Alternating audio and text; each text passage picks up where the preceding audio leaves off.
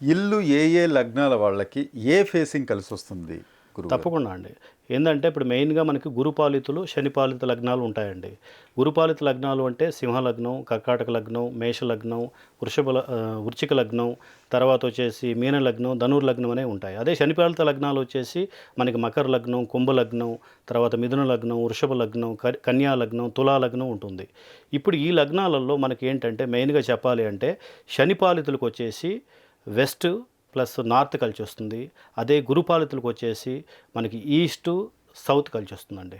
ఇప్పుడు మనకేంటంటే క్లియర్‌గా మనం ఎక్స్‌ప్లెయిన్ చేయాలి అంటే ఇప్పుడు శనిపాలిత లగ్నాలు ఉన్నాయండి. శనిపాలిత లగ్నాలలో ఇప్పుడు మకర లగ్నం, కుంభ లగ్నం, తర్వాత వృషభ లగ్నం కానియండి, మిథున లగ్నం కానియండి, తర్వాత వచ్చేసి కన్యా లగ్నం, తులా లగ్నంలో ఇప్పుడు మనకి శని, బుధుడు ప్లస్ ఈ మెయిన్ గ్రహాలు శుక్రుడు, తర్వాత రాహువు.